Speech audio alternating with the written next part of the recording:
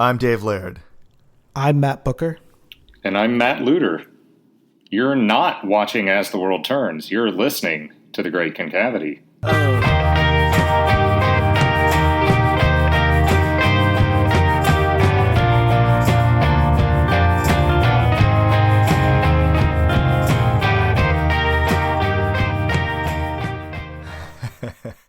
Oh, very nice, Matt. This is episode 31 of The Great Concavity. And Matt Luter, thank you for that lovely Pale King reference for our introduction. I recently finished my reread of The Pale King, and that lands in a nice place for me. Welcome to the show, man. Glad to be here. Thank you all for having me. Again. We're back after a bit of a hiatus, Dave. Yeah, sorry everybody. Our summertime scheduling got a little bit mixed up, and people were on holidays, and it just got a bit hard to schedule something. But finally, we're back. So sorry about the wait. I know this is like a free thing that comes out that you don't have to pay for, but we're still sorry that our service quality has been low lately. I'm about 50% sorry. Okay, yeah. So if we were getting paid to do this, it might be we might be more on the hook, I guess. Not even then. But anyways, Matt Luter, you have been on the show before, kind of briefly, for episode 17.1, which came out last year after DFW 16, and we had you for one of the about 10-minute mini interviews. Yes. So now we get to have you for the full hour to 2 hours, and we're very psyched about that. I feel like I've arrived. That's what this must mean. You didn't feel like that last time. You were just like, I got a little taste. Got about halfway there, and maybe that's what you're halfway to, like, Great Jones Street level fame. Okay, we're talking DeLillo too now. Fame. All right. Yeah. So let me back it up a little bit and say Matt Luter is obviously a Wallace scholar, and I think has presented at every DFW conference. Is that right? That is true. 4 for 4. Oh, nice work. True. 4 for 4. Yeah. And he is also the author of Understanding Jonathan Latham. Do you say Latham or Lethem? I think it is Lethem. Yeah, Lethem. I think for my presentation 2 years ago, I said Lethem about 80 times, and then I think I got corrected after, and I felt like a dillweed. Aw. You should say Lethem. Yeah. And I remember meeting Matt Luter that year in the bar after, and I was really nervous because someone told me that he came out with, the Marshall Boswell equivalent of Understanding Jonathan Lethem, and I thought I was going to get torn in half for my analysis of Chronic City and its relation to Wallace. But Matt was very cool to me, so we became friends. So thanks for that, Matt. It was a good paper, and it's good talking with you about Lethem and Wallace and all manner of things. All manner. So Matt is also published on other, I would say, American writers like DeLillo and Amiri Baraka and who else, Matt? You've published on a lot. Do you consider yourself an Americanist? Sure, that's fair to say. Bret Easton Ellis, a little bit, and then some Southern writers as well. Willie Morris, Ellen Douglas. So. Are you from the South? I am originally from Mississippi. Grew up in a little town called Laurel, and then went to college in Jackson, Millsaps College, and then last summer moved back to Jackson. I'm teaching at an independent high school in Jackson. And should we talk about the Shittown podcast later? That's a good idea. I still, I'm so behind on things, right? I hear great stuff. I got to give it a try. So no, talking about it with you, Matt, will give me a great reason to make it a priority. Well, you should go listen to it, and then we'll have you on again and talk about it. I would love to talk about it. You know what we'll do? We'll have you on for the year in review episode, because we would naturally talk about S-Town in that episode anyways, and it wouldn't be off topic. So we could bring you in for a special guest slot. Oh, see, maybe now we get Rob Short too, who's also from the South. Now you're get some insider. Now you're just really, really making me commit to it, which is fine. Yeah, let's do it. So the main thing that I really wanted to talk to you about today was not another podcast. It was about the paper that you presented at the most recent David Foster Wallace conference in Illinois. And the title of that paper was Me and Wallace's Shadow, Creating Space for the Personal in Writing About Wallace. That's right. And I'm going to try to summarize it really briefly, and then I'll let you correct me. But the paper, it's pretty much about this split between kind of professional academics and kind of amateur writing that pops up around Wallace especially, and that's usually a little more personal. And you divide it kind of between argumentative writing about Wallace and non-argumentative, like commentary around Wallace, but then try to find space around that. So maybe that's not a great summary, but maybe you could do it a little bit better than I could. No, I think that totally works, Matt. I think what really got me started thinking along these lines was, I think second and third years maybe of the conference, there was a lot of discussion about sort of state of the field, what this annual conference is for, that kind of thing. And I heard the occasional comment that seemed to speak to, if not a divide, at least a divide is too strong a word. It's not like there's a schism, but there's a question out there about, when we are doing commentary about Wallace, does it take its best form when it is, taking the form of the peer-reviewed article in a peer-reviewed journal that is going to have great depth, is going to have great insight and nuance, but which perhaps is not equally available to all readers. Right. Not because Wallace readers can't get it, because Wallace readers are, pretty sharp readers, because you kind of have to be to read Wallace, but because there are things like academic paywalls that limit people's availability to a lot of new scholarship. And then on the other side, maybe there's a lot to be said for commentary that is less traditionally argumentative in an academic sense, but that is getting at what the experience of reading really is like and what it does for people. And I think there has for a while been, I think at times, a false dichotomy between if you're doing analytical literary criticism that is argumentative, you have to be objective, you have to be impersonal, you have to approach the text as, an art object that you remain a little detached from.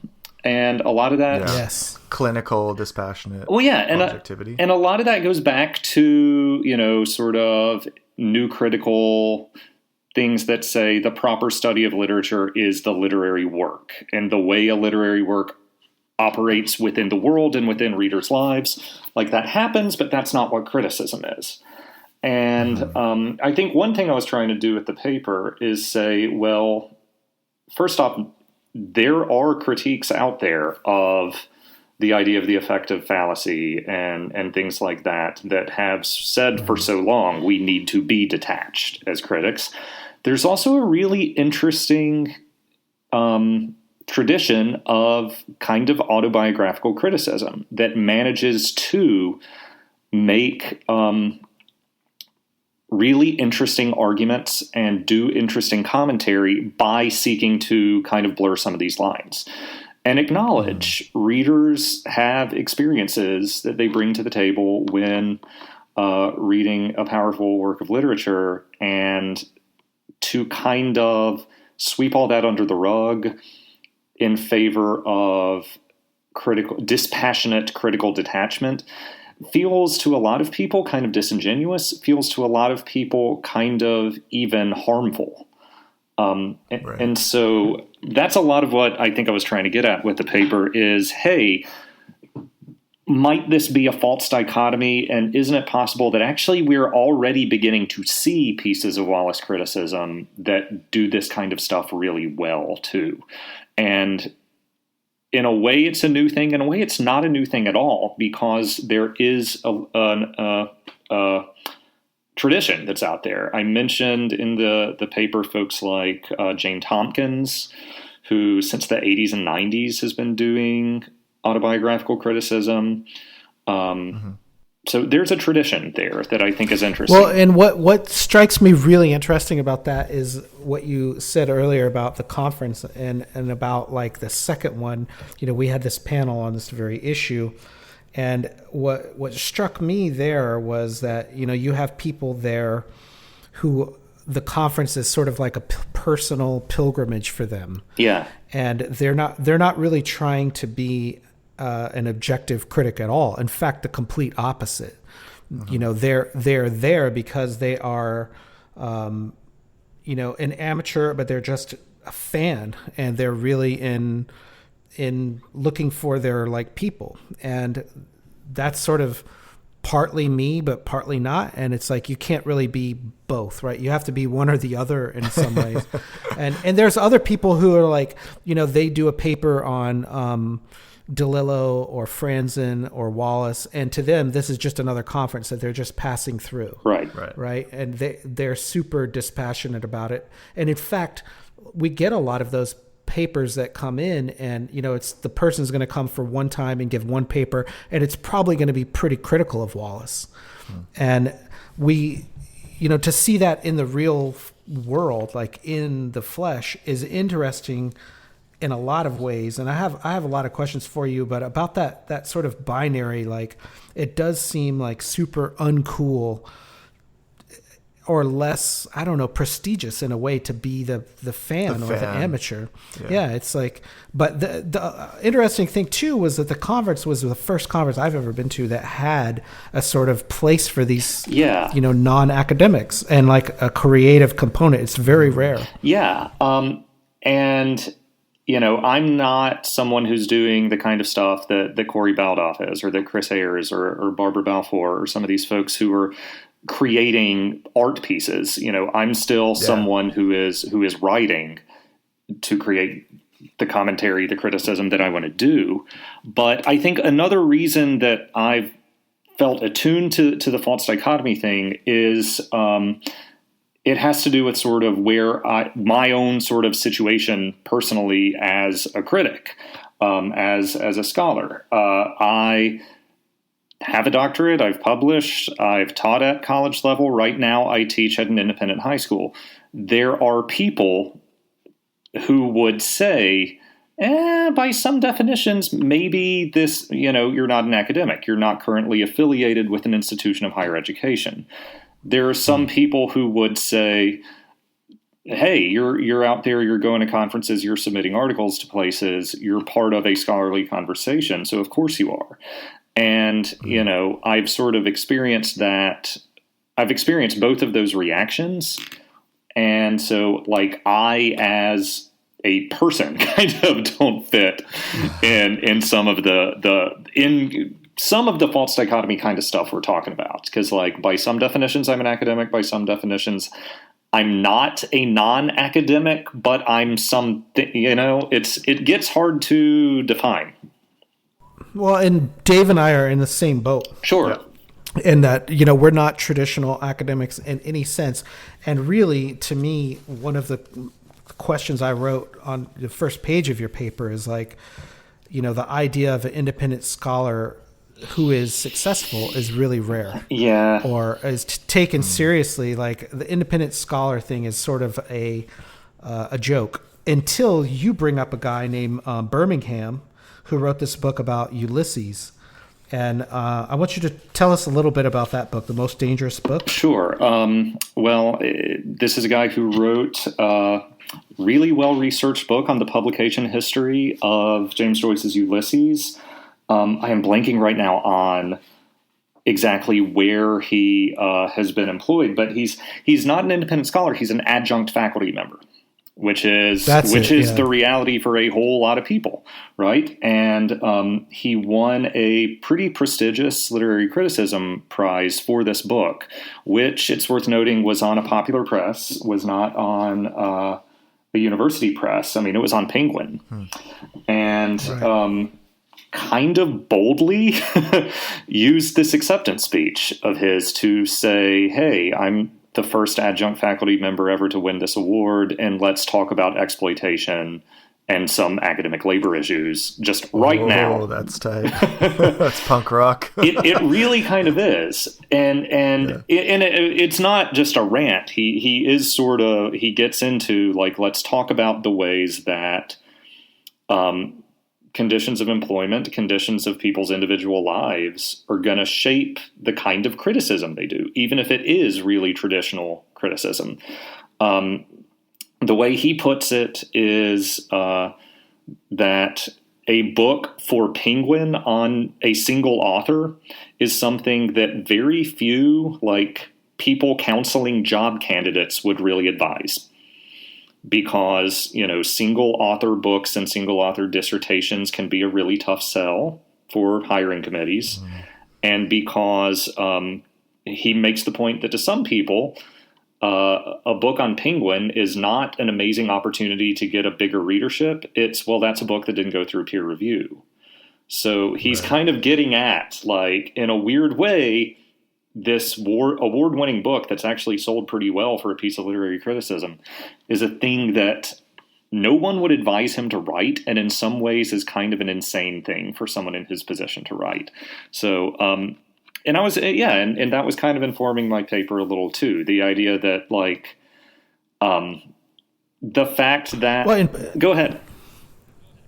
I was going to say the economics of it is kind of what he's getting at with the adjunct faculty thing, is that for literary criticism to thrive, it can no longer just rely on this old-fashioned system of you get a PhD, you get a tenure-track job, you publish a book, and then you're the expert. Right. It's like, well, if we just rely on that, there's like 2 people who could write about Wallace. Yeah. Or 4 people, I mean, then you're excluding this whole other lived world of people who actually are writing and publishing on it. Yeah. And there's been fantastic writing about Wallace in ways that kind of doesn't fit the mold.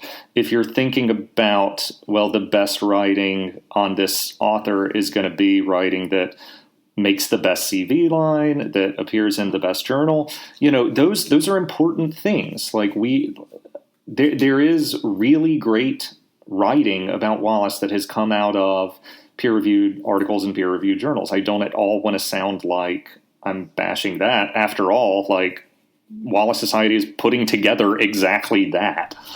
But if we think of it as the only type of writing about Wallace that matters, we're limiting the voices that get heard and that get read. I want to take a step back to the Jane Tompkins essay you mentioned a minute ago, because I think that that's really important, and she makes a good case for this kind of personal writing, which she kind of separates out as, traditional literary criticism in the past, and this is going back 1980s, was really invested in that argumentative style that she associates with this, like, kind of encoded masculinity, you call it.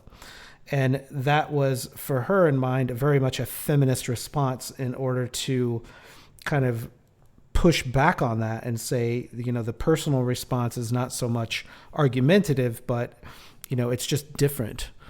And I want you to speak to that a little bit. Sure. Tompkins absolutely sort of frames her whole argument in that essay, Me and My Shadow, as in many ways a feminist argument. She quotes pretty widely in there from a speech by Ursula Le Guin.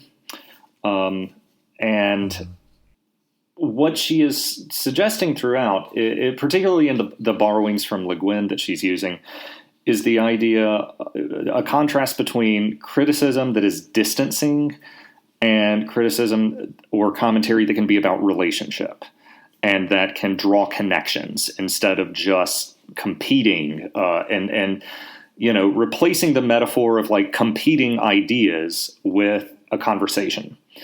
And even as, a lot of, like, writing classrooms, use the metaphor of you're entering a conversation a lot. In practice among professional critics, it can be, I remember hearing the occasional professor in grad school framing a response even in casual conversation to a critic with whom they disagreed as, well, that jerk thinks so and so, and what's the old? Is it? I'm afraid I'm going to misquote this now, but there's the George Orwell line about disagreements in academia get so nasty because the stakes are so low. I've never heard that. That's good. That may be one of these things where it just gets attributed to George Orwell because he's a guy who said some great stuff. I'm not sure Mark exactly Twain if that is. Yeah. Yeah, like that quote about the internet from Mark Twain that goes around the internet. Well, it's a bit anachronistic. The Jane Tompkins thing, the thing that really perked my ears up Sure. about that point was that in Wallace studies, this is really where the feelings get hurt and people's attention is pulled is to personal writing about Wallace. It's not really the argumentative stuff about what he's doing with irony or TV or literary studies in general. It's really the personal stuff that gets a lot of the eyeballs. And that, to me, as defined by Tompkins, is, the opposite of this patriarchal, oppressive dialogue. And it is really the opposite to me of what gets pushed into this lit bro conversation.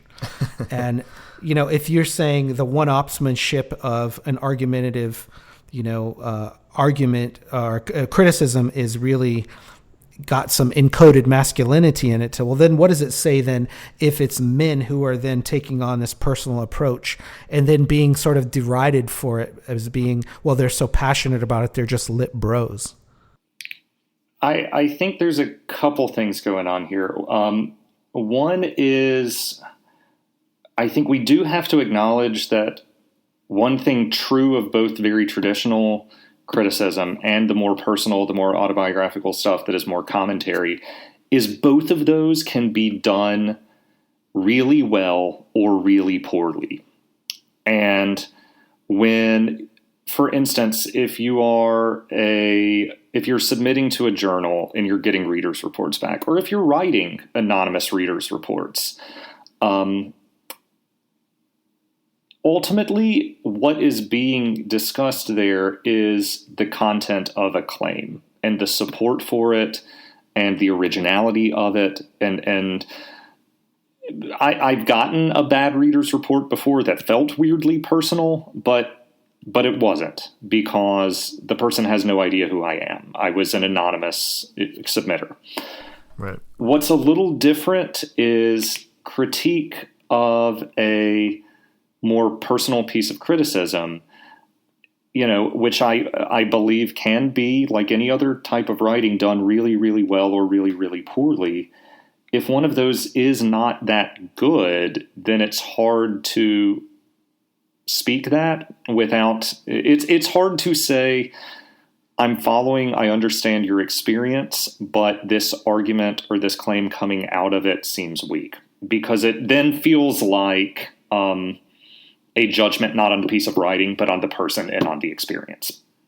Right. Does that get at what you're asking? I mean, kind of like where the idea of that opposition, though, that you're setting up to say, I'm going to judge your writing at all. Like, what's the point of even doing that? Of you saying, well, this was good writing or not, unless you are, impaneled to, be on a journal or on a, conference committee that's picking papers. But otherwise, I mean, if you're just on Twitter and someone posts something, you're like, that sucks. I mean, it devolves very quickly into like, right. This same kind of ritualized opposition that you're talking there about. Let's just shut up these voices because I don't think it's personally very good. And it's like, well, that's your opinion, dude. And I think there's a difference to be articulated between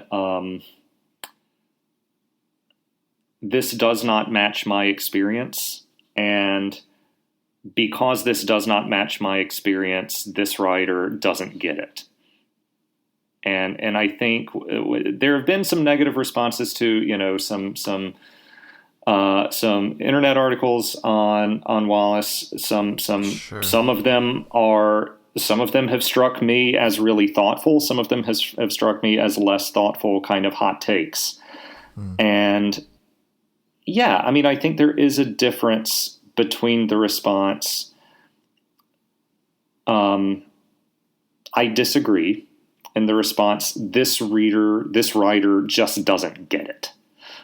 They clearly don't understand Wallace, that kind of thing. And I disagree is, I think, a fair and often useful contribution to a conversation. But in your paper, I mean, you are kind of taking a position that, this other type of, I don't know, autobiographical criticism or whatever can be good, or, you're making an argument in the paper, right? Yeah. Sure. Yeah. I mean, yeah, it's an argument that kind of says criticism can take multiple forms. And where I was kind of linking the stuff about autobiography and the stuff about academic labor is both of those sorts of lines of thinking have to fundamentally acknowledge that the people who write criticism of any sort are not robot brains, but they are people with bodies and experiences and economic needs or lack of needs, and part of large institutions or small institutions, and that those things all actually deeply inform, not just like how much writing time you have and stuff like that, but on some level, like on certain levels, the content. Mm-hmm. And, one thing, or no institution is what I was going to add to what you just said. But, I think that I find Wallace studies being in a unique position right now, where in a way we're grappling with things that a lot of other kind of literary groups are not as profoundly with and as deeply as we are right now. And, this kind of spills over a bit into our conversation about the diversity committee that we've established in the Wallace Society, and a lot of the kind of voices that we're trying to amplify with that. And I find us, in a way, kind of just trying to mark our own path, and forge our own direction without really looking at a lot of these other contexts. But on the same hand, I do find it useful to look at what other societies have done. I was going to ask, what has been your experience with other conferences or other kind of literary societies? Let's see. Only other author society I'm part of is the DeLillo Society. Yeah, which you, Dave, are also a member of now, right? Yeah, too? Yeah. It's a pretty low bar to entry, though, right? Like, you don't have to pay any fees or anything like that. It's just like, send an email. I want to be a member. Cool, you're in. And then you like it on Facebook. Yeah, right. That's great. That's great. And and as far as other conferences, I think there's a couple things that make the Wallace Conference different. One is we have so many people coming year after year, which is a community building thing. And it also creates a sense of a continued conversation. There's no other conference where I have afterwards, traded so many papers that I couldn't hear because I was at another panel via email. Right. I have a really much broader sense that people are listening to each other and actually sort of reading each other's works and not thinking of it solely as a CV line. Now, again, to speak to how, like, one's own situation affects all of that. There are conferences I went to in graduate school solely for a CV line, because what I'm doing now, does not, I'm not looking at like a tenure clock. Yeah. Any conference I go to, any article I write is happening because that is what I want to be doing. Yeah. And so my buy-in to the conference, to the society, to all of this is a little bit more self-guided, and I think a little more enjoyable, and maybe even a little more of an intense connection, just because it's something I'm totally opting into, like with no expectations that it is like advancing a career in a really highly specific way that like getting one more article before the tenure clock is up does, Mm-hmm. Well, and I'm the same way, and that I really have nothing to lose. If I go and like present some total garbage as a paper, it's not going to go back to my department chair, and I'm going to be humiliated at my next staff meeting or something. And you mentioned that in the paper, and that as this sort of economic situation evolves, there are going to be more scholars that have more kind of autonomy and agency to do, whatever they want or write about whatever they want. But in a way, they're sort of also hamstrung. What's the way forward there? Solve it. Yeah, I know, right? In the next couple of minutes. No, that's a total, that's a hard question. It is a very liberating thing, and because, I'm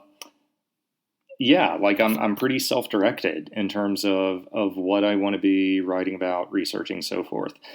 It does have its limitations.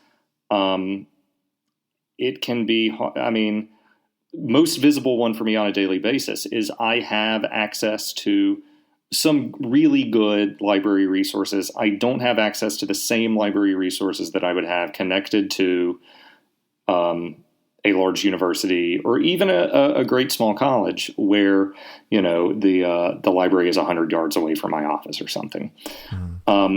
But you used the term independent scholar earlier, and we're kind of getting at how that is a weird term.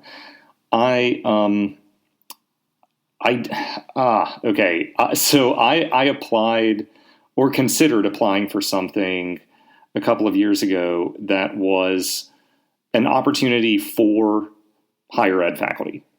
And I sent an email before I even did an application and just said, hey, here's what's up. I have taught at higher ed level recently.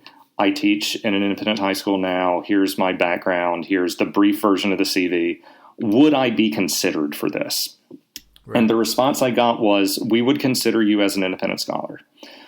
And I actually wound up not applying because I got that answer, because I really dislike that term that much because that's not an accurate reflection of what I am. I am connected to an educational institution full time. I teach in a K-12 school. And so there's a way, and some people would say I'm over intellectualizing just this one little term, this one little label. But I'm like, no. If you say independent scholar, subtext of that is the teaching that you're doing every day kind of doesn't count, or the educational institution that you're part of kind of doesn't count. And I'm like, no, I teach 5 classes every day. I have several dozen students. So independent scholar kind of doesn't. We need a better term for one thing. Yeah, I agree, and I think that that's one of the many failures of academia. And one reason why I wanted to talk to you about some of this was just that it seems like we're at a unique kind of inflection point where some of these conditions are really liberating. As you mentioned. For yourself, as for Dave and I, we love I mean, personally, I'm not going to speak for Dave, but I'll say for me personally, I love having the autonomy to just, write on whatever I want as if I were a tenured faculty, even though I'm not, even though I will never be, but I could write and publish theoretically on anything without those constraints. But on the same hand, there is an even more kind of stratified audience within the academy and without the academy. And a lot of it, you narrowed in on some of it earlier when you were talking about peer review is more important than like publishing with like Penguin Random House. And it's like, really? Random House is, but it's true. I think in academia, as long as like you could publish with any small university press, as long as it was peer reviewed, and that would be valued above all else. And, why is that? Because, if you've peer reviewed stuff, like it's not like the end all be all. Or right.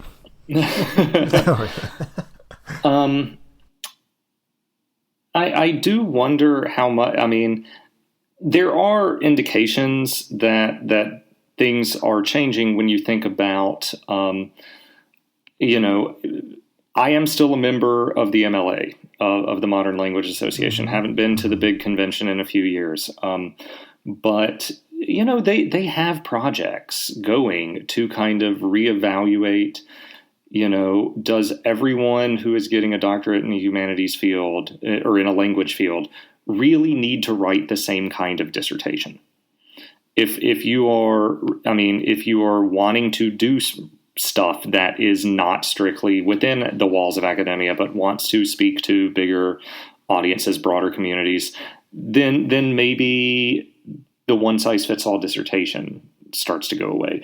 There are ways that this kind of stuff is changing in small ways, and I would love to see it sort of go bigger. You hear about I know a few people who have mentioned doing tenure files and being asked to display some form of outreach or communication with a community that is outside of the given school. And if places are really starting to sort of put their money where their mouth is and valuing that and saying, we want to affirm that, not just it would be nice, but we want to affirm that actively, then maybe, your statement, Matt, about maybe being at a tipping point right now, maybe so. So prior to giving this presentation, Matt Luter, at the conference, I remember you sort of suggesting that you had maybe a slightly higher level of anxiety in presenting the material, and I thought that was an interesting statement because you're a very bright and articulate guy, so whatever you come up with is going to be awesome. But the nature of this content, you were worried that. Like, what were your specific anxieties in presenting what you presented at a conference the Wallace conference? Sure. The paper I was giving is, I don't know if like polemical would be the right word for it, because it's not like I was, raising a sword in the air and let's go storm the ivory towers. It wasn't that, but it felt a little more, I think what it was is I felt like I was more directly entering a sort of hotly contested question than I think I've ever done in a conference paper before. Also, backtracking just a little bit to what is different, I think, about the Wallace conference is people actually go to each other's panels. And that doesn't happen at MLA. I have given a conference paper to an audience of 2. Oh my gosh, really? Yeah, that's quite small. And there are conferences, particularly if they are located in large cities that are tourist sites. Yeah. I've known of conferences where people sort of go present their paper, maybe go to another panel and then sightsee. And it's hard. I'm not going to sit here and fault somebody for that because, everybody needs downtime and downtime takes different forms for different people. And that's great. But the observation here is that like the people, by and large, who come to this conference year after year are like extremely interested in what the community has to say, and they'll go to every talk they can, that kind of thing. Yeah, and so I knew, I didn't know how many people were going to be in the room, but I knew it wasn't going to be 2. I knew that there was going to be. I knew that there was going to be an audience because panels at this conference have an audience. The other thing is the latter part of the paper, I did sort of get pretty personal about what reading Wallace has meant to me over the last several years, because I think and I sort of went at it from the perspective of like, if I'm going to say this kind of stuff is valuable and we kind of need more of it in the conversation, like I got to put my money where my mouth is. I got to like, okay, let's go there. We're going to do this. And so for me, it meant like, okay, so we're going to talk about the fact that, the sort of work setting I have had has changed over the years pretty drastically, from graduate school to higher ed faculty member, not tenure track, but full time, to, a K-12 setting now. And there are pros and cons to all of them. I don't feel like one is in any way inherently better or worse than the other.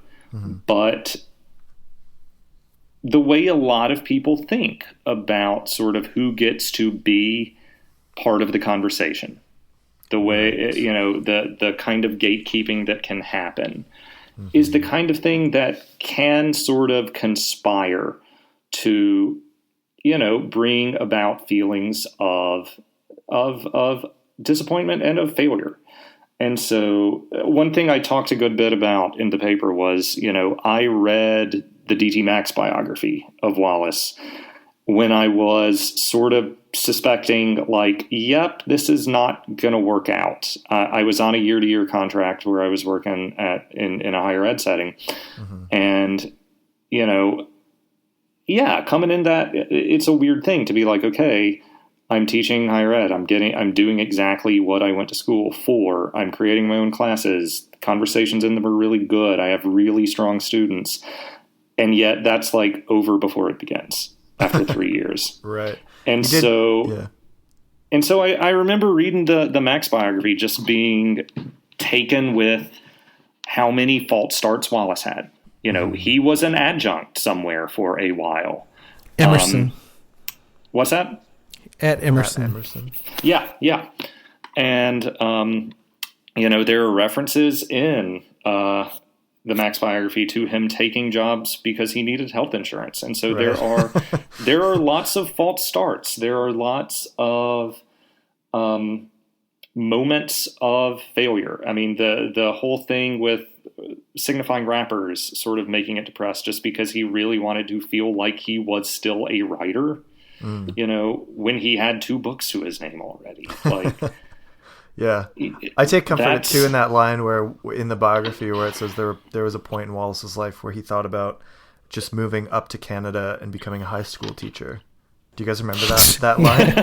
I do remember that. And I did a huge fist pump, obviously, because that's my life, being a high school teacher in Canada. But sure, and so and it got me thinking. Also, I didn't talk about this in the paper much. This was one of these things that got left on the cutting room floor of that paper. But there's been some writing out there about the difficulties that people have in the last few years with sort of leaving academia behind because the job market is as bad as it is, and how it is a very emotional thing. It's an emotional process to sort of work really hard toward one thing and then start to see that it may just not be in the cards. Yeah. The metaphor people are using like crazy right now is, the job market is comparable to a lottery now. And just, and that feels weird to me for a couple of reasons. One, somebody who does get a job in a terrible job market did not do so by luck. They did so because they did a lot of hard work and a lot of good work. Yeah. And, I've known people who have gotten jobs recently who are like, yeah, luck has a little bit to do with it. And that may be true, but it's not only that by any means. The other thing that I do take from that metaphor that I think is really important is you can be irritated that you didn't win the lottery. You can be annoyed that you didn't win the lottery. You can be annoyed that somebody else won the lottery and you didn't. But you cannot be ashamed that you didn't win the lottery. And that's I think a lot point. I mean, that's a great point, and that I think there's a lot of judging that goes on. And like you said, it could be everyone who ticks every box except for that. And then it's like, well, no, you don't also have to be ashamed and accept some other label like independent scholar when that really is that's not a great descriptor. And I mean, going back to what you're saying about how people, in our little niche world of Wallace studies go to all of the panels and stuff, we have tons of people who buy these books. Yeah. And people who actually read an academic book from an academic publisher and will buy a journal issue. And I mean, this kind of stuff is like so valuable and precious to me that I don't want to do anything to squash that. And it's like, can everyone just get on board with being cool to each other? I mean, is that too much to ask? I mean, and it's like, it's true. What you also talk a lot about is just like the lived experience of being a human being in here and like not being afraid to, what you're doing right now is like brave by going on a podcast and like talk about your personal experience, talk about, there's a lot of academics who that is anathema to them, right? Because there's no need for it. It's actually detrimental to their career in order to do that. You're making me think about, there's a Jane Tompkins interview, where she basically owns up to, I didn't start doing any of the autobiographical stuff until I had tenure. And she's very direct about it and just says, I was in a position where no one could really judge me in a super like official, meaningful way. And no, yeah, I totally see. Yeah. Like go ahead. And when you have tenure, you don't have to prove yourself. Like, that's it. You've sort of proved yourself already, and now you can go on and be this kind of complete human being where, you're free to talk freely on panels. You're able to, like I say, direct whatever dissertations you want to or not. And that freedom that comes with it, I think, is very appealing to anyone involved in, the literary world of academia that I've seen. Even marginally so, is that freedom is almost incomprehensible to not have it. Once you yeah. So that wasn't so much a question, I guess. That's okay. But I do think, I talked about this last weekend. I was on a panel on Skype at the Oz Wallace conference in Melbourne, Australia. Well, we talked a lot about this issue, and I probably should have thanked you in my acknowledgments of the speech, but my Skype crapped out at the end of it. But I had your paper very much on my mind whenever we were talking about that. Well, and I was following the Twitter conversations. I know Nick was doing a lot of coverage of the conference, and I remember seeing the topic coming up of access to the archive and just how there are, I mean, to bring it back for a second to just sort of the academic labor question. I mean, not everyone's going to have equal access to travel money. Yes. And so I was interested to see that that's coming up even sort of specifically in reference to that one thing that has become really like a really central feature of Wallace studies, like the desire to visit that archive and the wealth of new stuff in scholarship that's coming out of it. And I was also interested in just seeing that the conversation about access and about sort of, we can call it an academic labor issue, like was coming up at that conference also. I mean, in a way, yes. When you phrase it that way, It makes sense. But when you phrase it as an inequality, I don't think it's an inequality to say that, a book exists in this one library on another continent, and I exist on this continent. And it's like, therefore, I'm oppressed. I guess technically that is an inequality, but it's like it's not really. That's not really the issue. I mean, it was a broader issue about like, well, these people who are on a more traditional academic path have gotten the funding to travel. Right? Yeah, and that is an academic labor issue for our little world of Wallace studies in particular, where pretty much all of the archives are right here in Austin, Texas. And I don't know how you could write an academic book on Wallace and not visit. It would be very difficult to do that if you want to even mention the archives and not get some kind of funding to go there. Yeah. But really the bigger issue that we talked about on that panel was about this kind of very issue of like, how did the society come to be? What was the genesis behind that? And, it was me and Mike Miley, and he is, I think he's comparable to your situation in where he has a terminal degree and has published with an academic press. And, I think you even cite him in your paper as an example of, is that fair to call him an independent scholar? No, he's not an independent scholar, but he's also not like this old-fashioned style, whatever. You'd have to ask him if he hates the term as much as I do. It almost has the undertone of like pariah, pariah scholar, like you're somehow on the outside because you couldn't land like the lottery job or something like that.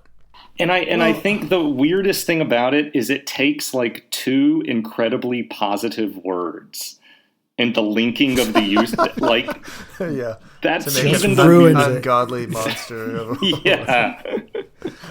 Well, and I think there's an interesting history in it, and that there used to be scholars who were independently wealthy. Right. And did not, the academic scene paid way less than their trust fund did. So they could live the same sort of academic life in Paris and Vienna and have access to the same libraries and things because they were independently wealthy. And therefore it was not, it was not an epithet to call them an independent scholar, Flaneur. Yeah.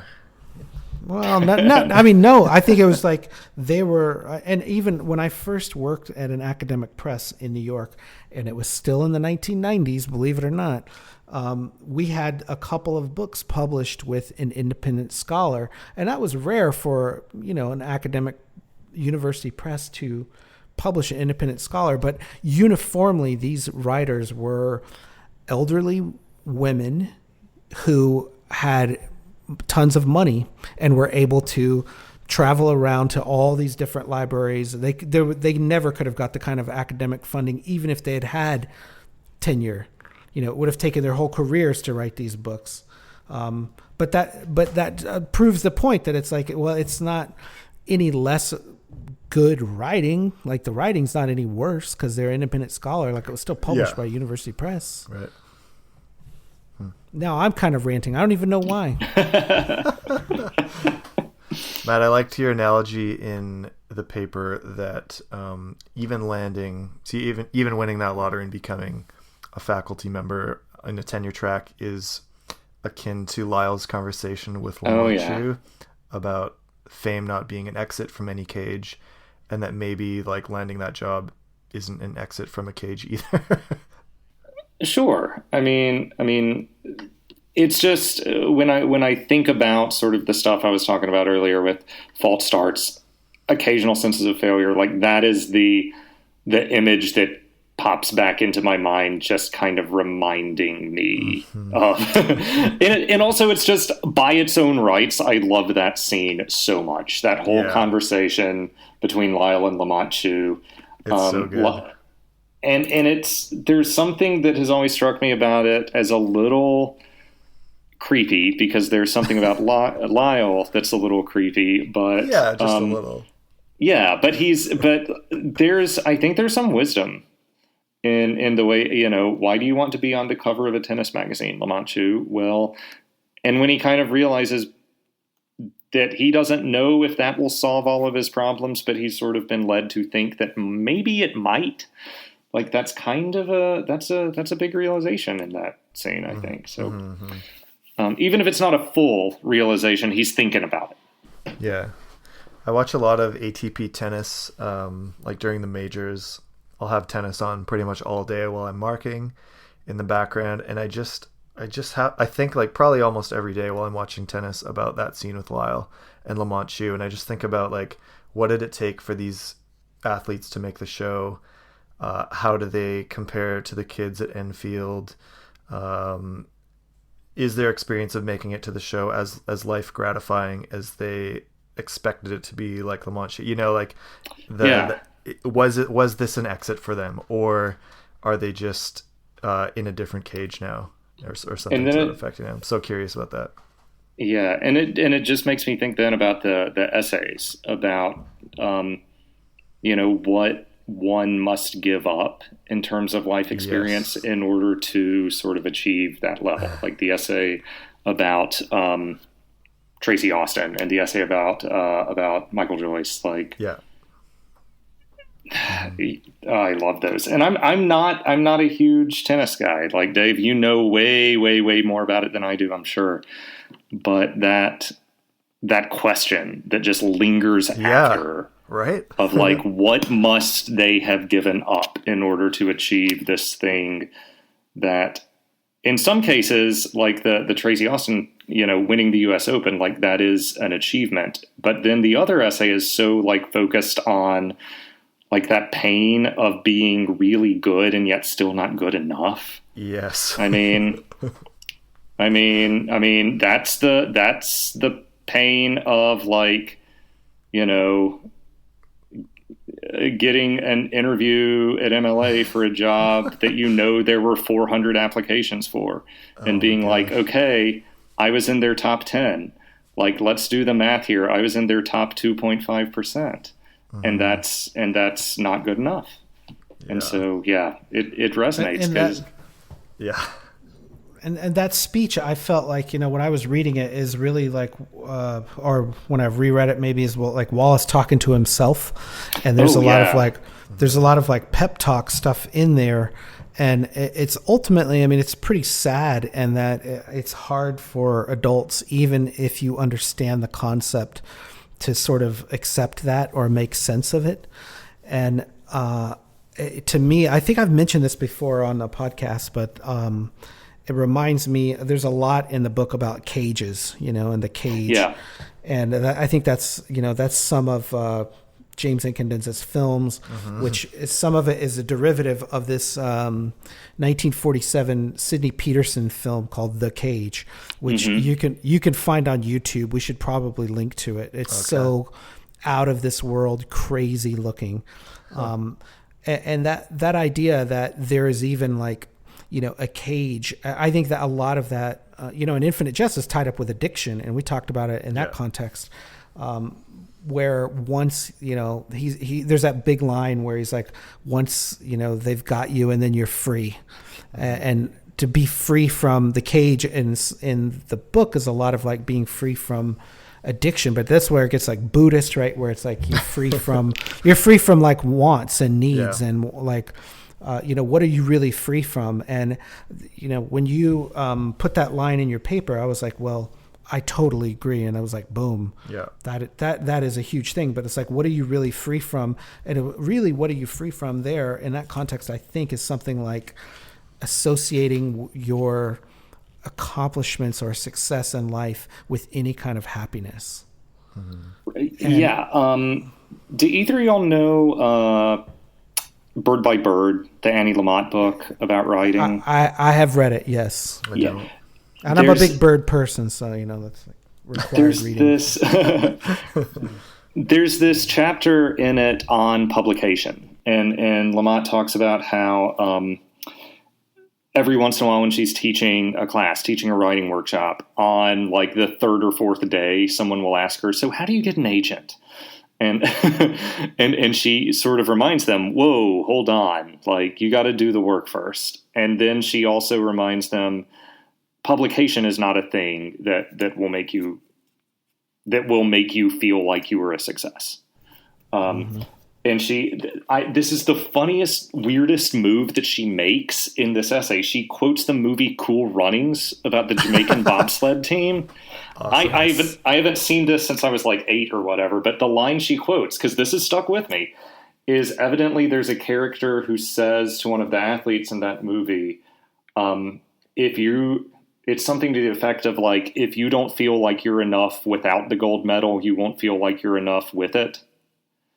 And it's exactly the same idea as like as the La Manchu thing, as fame is not the exit from any cage. Yeah. And that idea is out there. It shows up in some surprising places, evidently. Well, I think it's so true. And I mean, what you're shedding light on at this conference, I think is important for other people who are in that audience to hear someone like yourself, who is a published author, to stand up and, you have been through the rigors of academia, and to give your personal story like this is so valuable, because you never know where someone else is going to, learn that lesson, whether it's in a book or in a paper or in a speech, however they're going to hear it. I think it's important to say it. So I wanted to bring you on the show, partly to say thank you for giving that paper. Yeah, absolutely. Oh, well, I'm glad people enjoyed it. I was really, surprised, and I was really touched by a couple comments that I've gotten from people. So cool. It was nice. Well, and it's a type of critical work in itself that I want more of. And I felt like, one thing I wanted to ask you was like, I wanted more of your paper. So you had a lot of like setting it up, and you have time constraint in the panel. But like, if you mentioned something about the cutting room floor, like where else would you have gone with this paper? Or this idea? I mentioned the name Rita Felsky, who is just a year and a half, 2 years ago, this book, The Limits of Critique, of hers that's just come out and has made a big splash. The last issue of PMLA had a roundtable about it, which her whole argument is that for decades there's been the assumption that like good literary criticism is somehow an act of critique. Because it involves making the argument ultimately that text doesn't mean what you think it says. And so a lot of stuff that is working from like a Marxist place or Freudian or coming out of Foucault is doing that kind of work. And she's sort of pushing back and saying, but hang on, we have moments in our reading lives in which texts mean exactly what they say they mean to us. And I think Wallace lends itself to discussion along this line. A lot of what Felsky's talking about, the sort of new-ish term that is coming up for it, is post-critical criticism. Criticism that isn't coming from critique, suspicion of a text, but instead is trying to sort of remain open to the idea that a text might change me and might move me. And so I think Wallace lends itself really well to this. I mean, think about the way Westward the Course ends with "You Are Loved." It's an attempt to speak really directly and make an emotional reaction happen in a reader, and kind of encourage a reader to be moved and to let a reader's guard, and for the reader to let his guard down a little bit. So I sort of think this is maybe the next step on that paper, is seeing what else is out there with the Rita Felsky sort of line of thought, and doing what I can to see what it looks like to read Wallace specifically sort of through that kind of lens that asks what happens to us as readers when we let a text sort of, when we choose not to approach it with that kind of detachment that we talked about a while ago, and instead say, this thing could move me, it could change me, it could force me to rethink some assumptions. these are experiences that I think readers of Wallace often have. I don't know how many people I've heard talk about, Infinite Jest kind of altered the way I understand what addiction is and the way I interact with people who I know have that history. Mm-hmm. That's a deeply valuable thing that book does that doesn't really land the same way if you approach it from that place of skepticism or detachment. Yeah. Matt, how do you see these ideas from the writers that you cite in this paper in relation to the bell hooks idea that the personal is political? How do you see that fitting in with your argument? Man, okay. Well, I mean, it definitely fits with the academic labor side of it. That sort of the personal. I mean, a critic is always writing from, a lived reality that is defined by certain things like wealth, status, cultural capital, so forth. Mm-hmm. I'd have to give this a little more thought. I think there's definitely, or a little more thought to get the idea fully formulated as clearly as I would want. Yeah, because it's kind of in the same vein, right? But it would take the conversation in maybe a slightly different direction. I think so. Yeah. There's something very political to the Jane Tompkins line of thought, since she is saying, this is, since for her doing that kind of autobiographical criticism is very much a feminist act. Because she understands more traditional criticism to be patriarchal. Mm-hmm. So that's definitely there. I'd have to think through a little more sort of the how you originally phrased it. Yeah. Yeah, cool.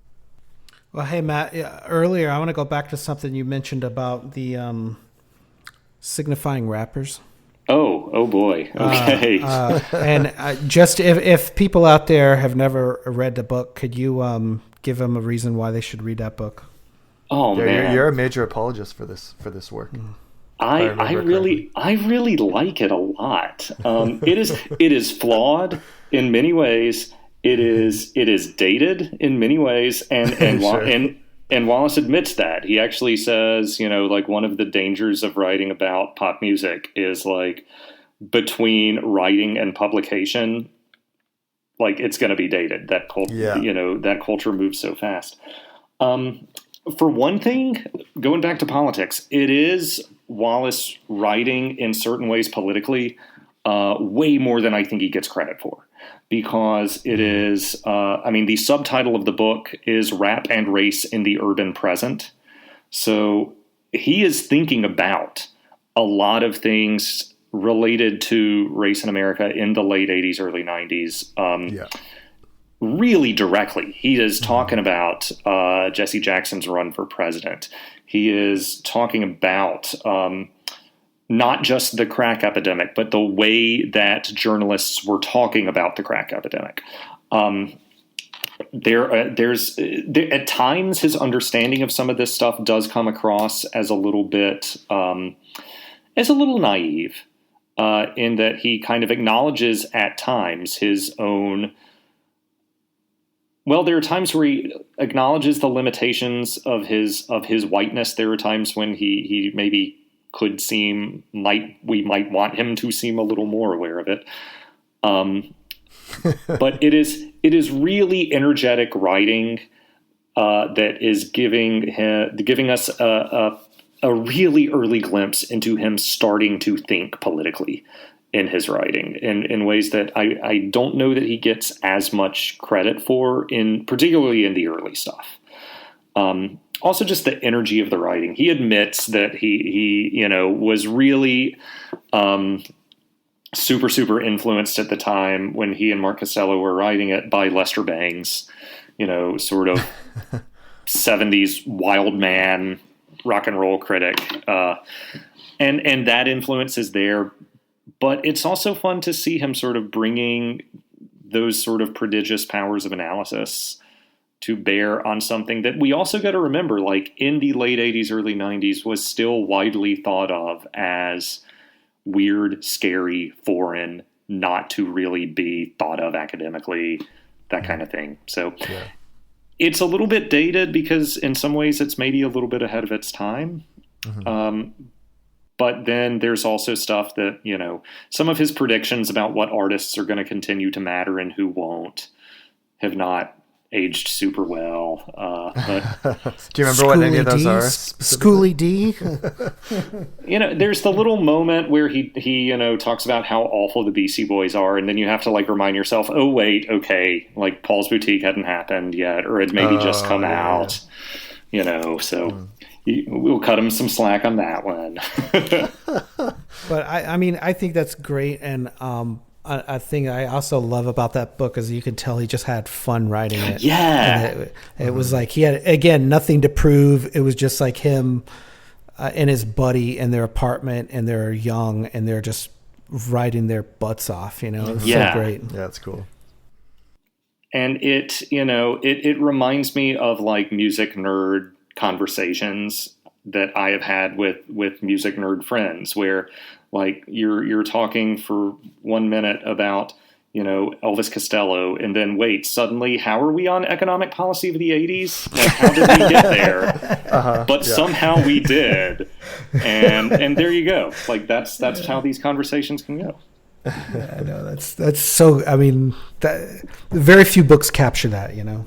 Yeah. I'll say too about it that not only is the writing energetic, but for me the reading of it was energetic, because the nature of that book is that it was so hard to find for so long, being out of print. That's true. Yeah. And like if you wanted to find a copy of it, it was like $300 on Amazon, and I just remember, or like $150 on Amazon. I remember thinking like I might never get to read this book, and that is soul crushing, because, you know, I've read everything Wallace has written, and to know that there's something he wrote that exists that I can't read, like I don't have access to, is just a very despairing feeling. So when it got announced that it was being reprinted, I was so relieved and so excited to read it because of that long drought.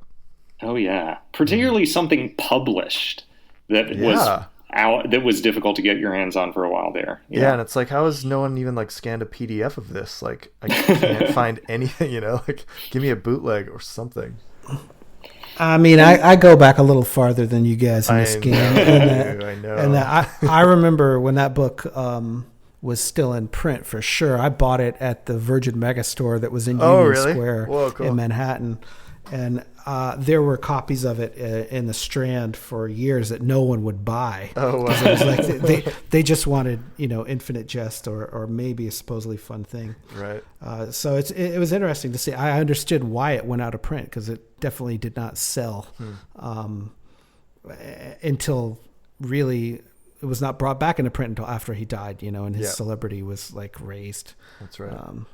Due to a number of other reasons. So that was an interesting, I remember it was first published as an excerpt in the Missouri Review, which is an odd choice. And I found that excerpt has nothing to do with anything, right? I don't know how they got it. It's a good magazine. It's a good publication, but they published like probably 20, 30 page excerpt of the book before the book came out. And I remember getting that from, again, an academic library, because where else are you going to get the Missouri Review in like 1992 or whatever? I mean, there was like no way you're going to find this journal unless you have an academic library. And I remember I did have a Xerox of it because I was not going to, you know, I had no other way to get it out of the library physically pre-internet than to Xerox it. So somewhere I should upload it to the internet.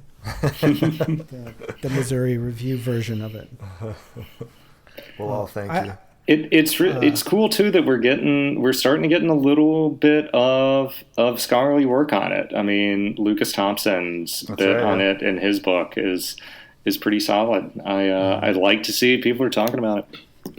Oh, it's fantastic. Did you guys, by the way, see what Lucas Thompson's paper was on at Oz Wallace?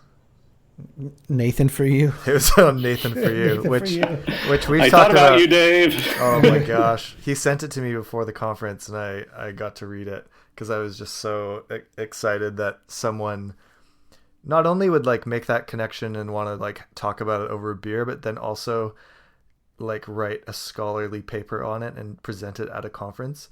I was just floored. So high five to Lucas for taking my favorite TV show and connecting it to my favorite literary world. That was great. Yeah. It's almost like you have some personal aesthetic, Dave, for this is all connected. It's almost, yeah. I actually almost went to Vancouver last night to see Nathan Fielder do a live presentation of the upcoming season.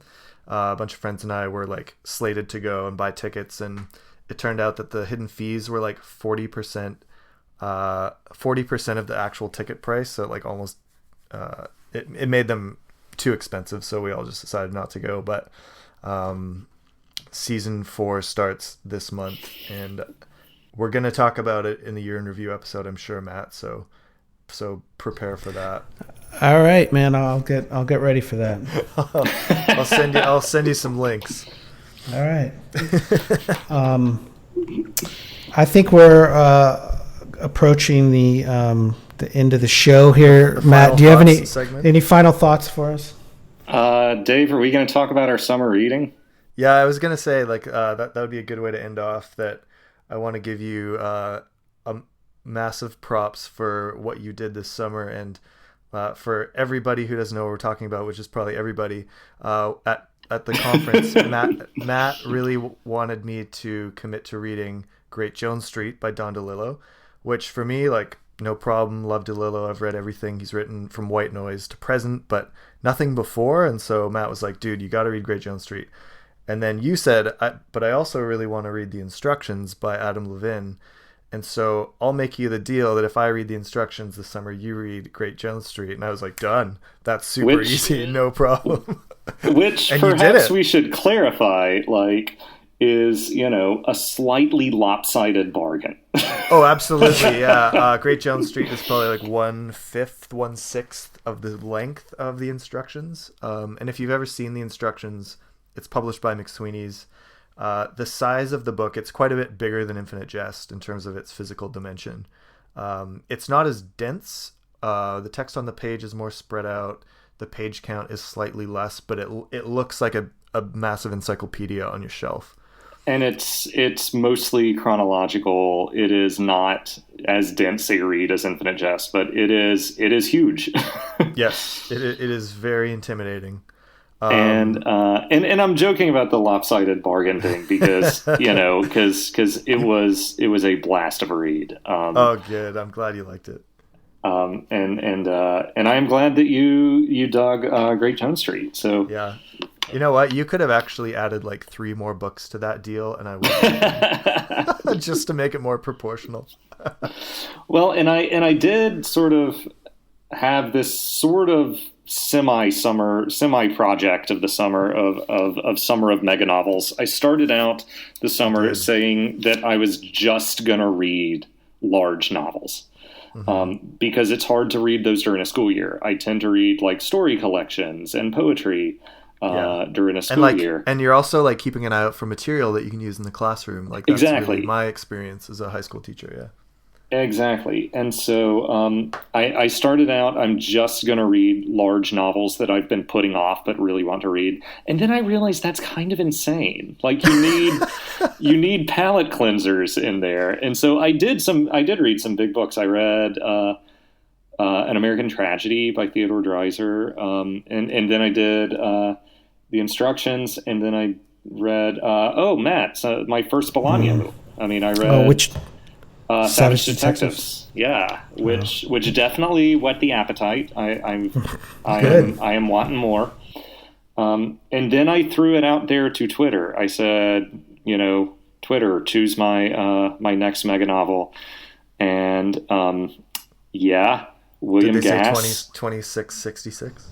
No, the vote was William Gass's The Tunnel, which have you read this, Matt? I've tried about 3 times, man. It is a beast. I am a little over a third in, and there are beautiful lyrical passages about growing up in the Midwest, and like there's a beautiful passage about like the joy of getting an ice cream cone as a kid. I still experience that joy on a weekly basis. And then there's also really difficult passages that have made it a slow and difficult read. But I'm pushing through. Even in the school year, you're pushing. That's impressive, man. As best I can in fits and starts. Very commendable. No, y'all must have both had this experience with books before of just like, this thing will not beat me. Dude, I'm in the midst of that with Bottom's Dream. Oh gosh, really that is nuts, Matt. I can't beat that. It's gonna be. I mean, it'll take me my whole life. It'd be an enjoyable battle to lose, but I've been working off and on that thing for about 6 months, and I'm maybe like I'm not 100 pages into it, and it's like I don't know 2,500 pages, something ridiculous. And it's like the size of the coffee table, right? Yeah, it's if they dropped it on your front porch, it would sound like an atomic bomb. I mean, that thing weighs, I think, about 20 pounds. It's ridiculous. What's the MSRP on that book? I think it's like 50, $60. I mean, it's not bad. I hope that's surprisingly low. I hope that they issue it in paperback soon in like some kind of a multi-volume set or something. But it is one of those ones also written in like an obsolete vernacular, like some of the Volman or Pynchon, and it's very hard to parse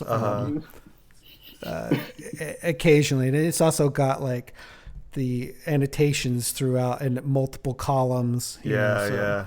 You're like, oh shit, do I read one page and then go back and read the other column notes and then it's an exercise. But Matt, if you do finish the tunnel, like come back and tell us like what is it really about? Because I don't know. I'm about 200 pages. I'm about 200 and 250 maybe pages in, and somewhere around 150 to 160, he started digging the tunnel. Oh wow! He's digging a tunnel. Okay. Yeah. Well, the whole concept of it. Sure. I mean, the whole concept of it is the narrator is a historian of Nazi Germany, and he has written this enormous treatise that is his life's work.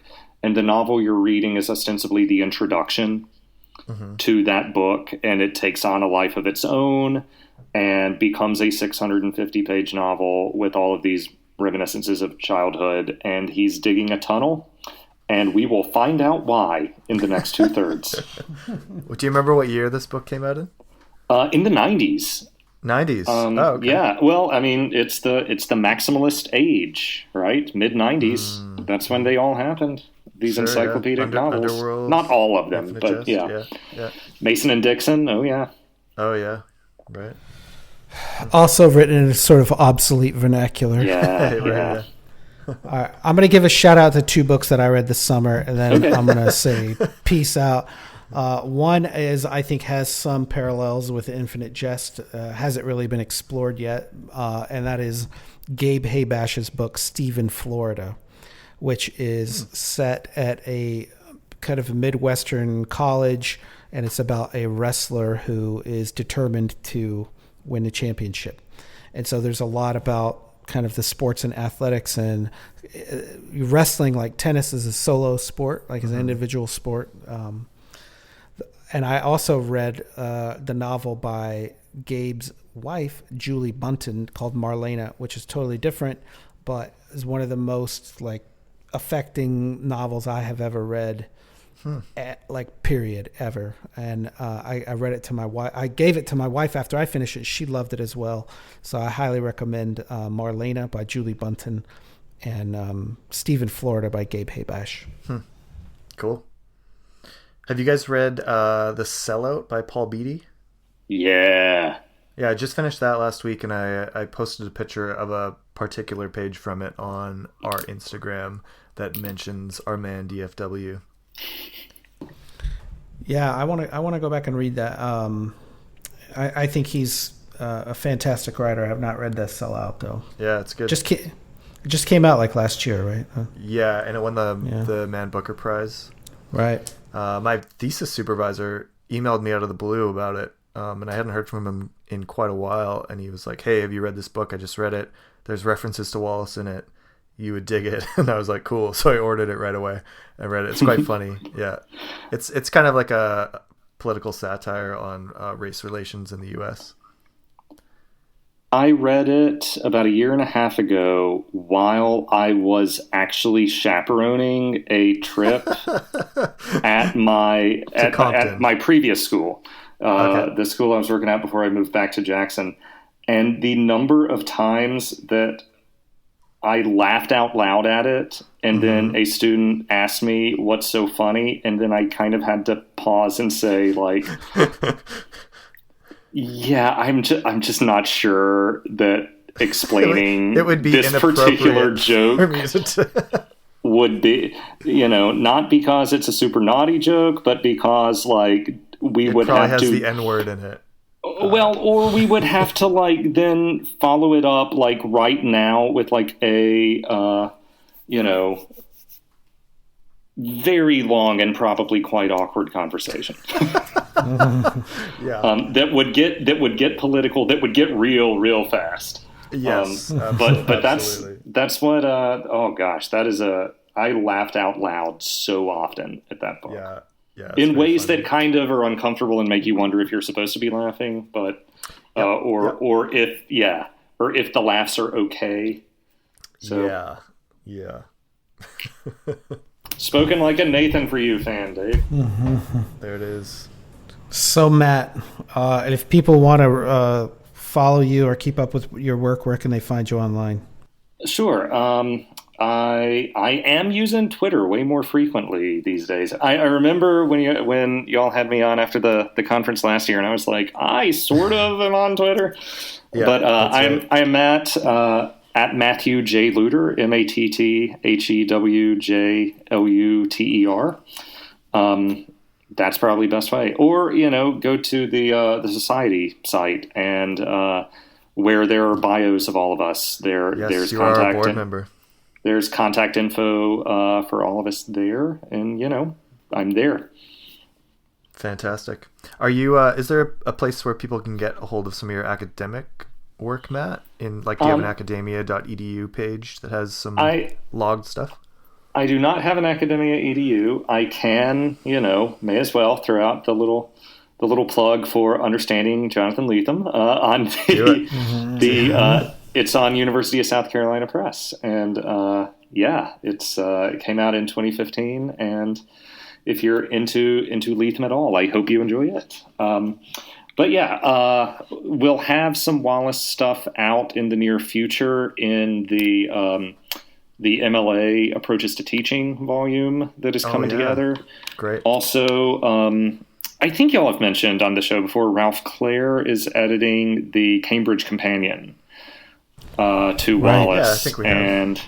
And I'm gonna have a piece in there. I've got the chapter that has taken on Girl with Curious Hair and Broom of the System. So awesome, cool. Yeah, that is great.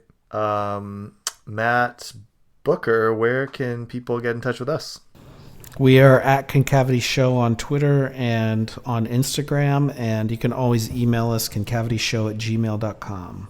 You bet. We want to thank, as always, Robin O'Neill for letting us use her piece for our icon, the band Parquet Courts for their song Instant Disassembly, and Matt Luter, we want to thank you so much for coming on to episode 31 and talking about the conference and your work, and specifically your paper, and we appreciate so much your input into this community and to the society, and also just your friendship. You are just a cool dude to hang out with and to know. So thanks again for coming on. Well, back at both of y'all. This was a lot of fun, and it is such a good reading community to be part of. It's And you have the best Indeed. sideburns I know of anyone. So keep rocking those.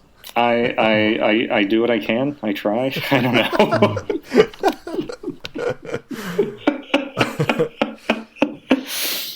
Cool. Attaboy. All right, go watch some Jeopardy. I feel a pain so acute, like I'm being impaled, and I can't breathe, it's hard to inhale.